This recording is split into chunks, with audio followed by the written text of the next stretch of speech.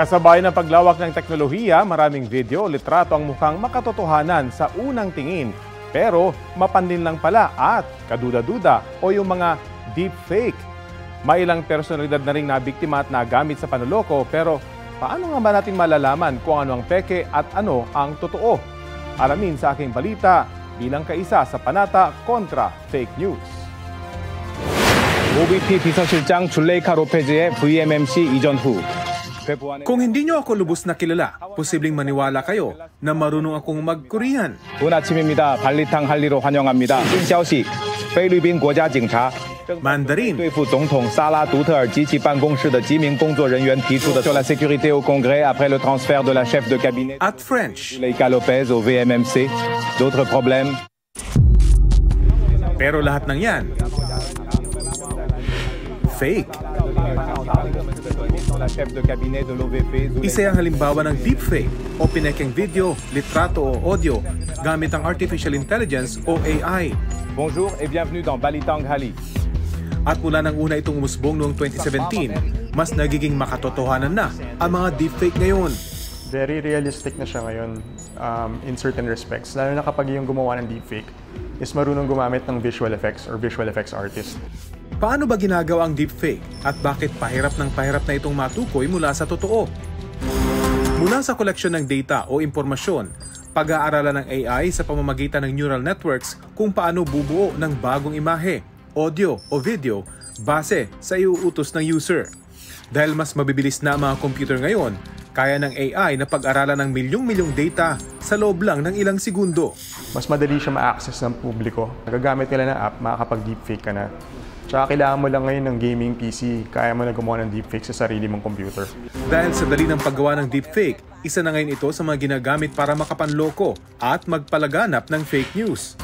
Ang video ito halimbawa ni Florida Governor Ron DeSantis na tumakbo bilang Republican presidential nominee, nagsasabing umatras na siya sa karera. Kasagsagan noon ng kampanya at hindi pa siya umaatras. I'm Ron DeSantis, governor of the great state of Florida. I need to drop out of this race immediately. Umatras din si DeSantis kalaunan, pero mabilis nang kumalat ang video.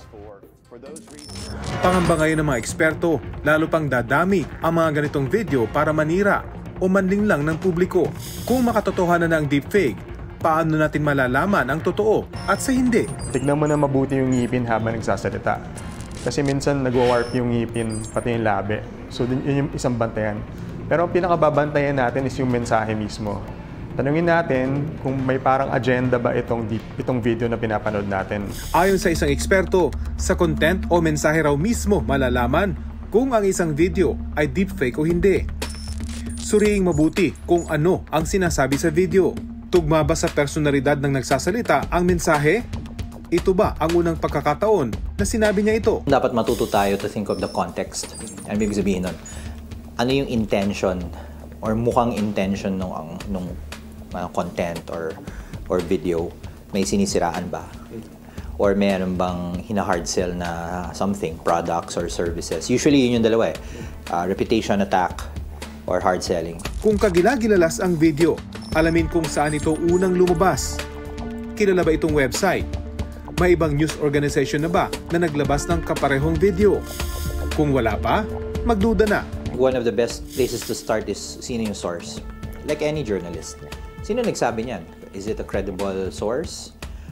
Or it's some random website lang? Some random page? Doon ka magsisimula.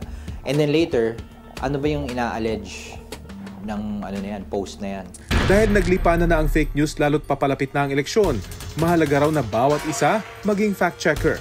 Si Celine Samson, head ng online verification ng Verifiles, pansin daw na pahirap ang pag-fact-check sa dami ng naglalabasang disinformation. Dumami talaga, especially with the introduction of new social media platforms.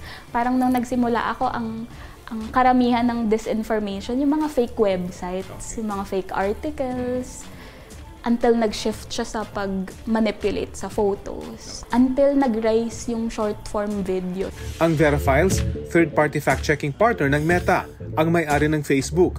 Dito raw nila napagtanto na malaking negosyo ang disinformation. Ang karaniwang target, emosyon ng social media users. Tulad halimbawa ng mabilis na kumalat na mga litratong ito na nagpapakitang nagpa-party at umiinom si Pope Francis. Pero peke ang mga litrato na AI-generated ayon sa pagsusuri ng Verifiles. Gusto kang ginagalit or pinapalungkot ka para yung gagawin mo sa daliri mo, either to share or mag-react ka doon sa post.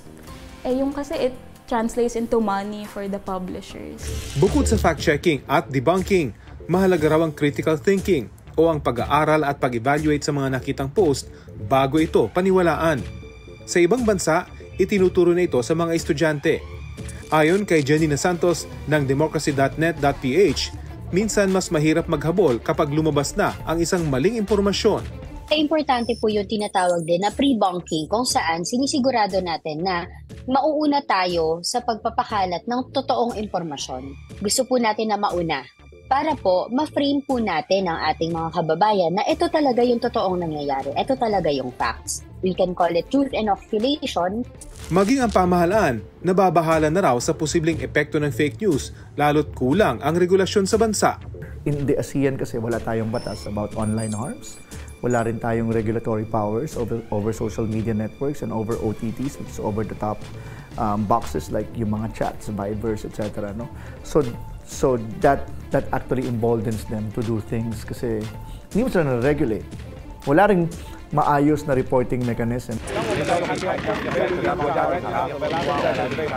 Sa dami ng mga Pinoy na may access sa mobile internet, malaki raw talaga ang pagkakataong may maloko ng deepfake, disinformation at misinformation. Pero maraming pwedeng gawin para ito ay labanan. Maging mapanuri, huwag agad maniwala at gumamit ng teknolohiya para malaman ang fake. At ang pinakamahalaga, tiyakin na ang pagkukunan ng balita at impormasyon may kredibilidad at mapagkakatiwalaan. Rafi Tima nagbabalita para sa GMA Integrated News.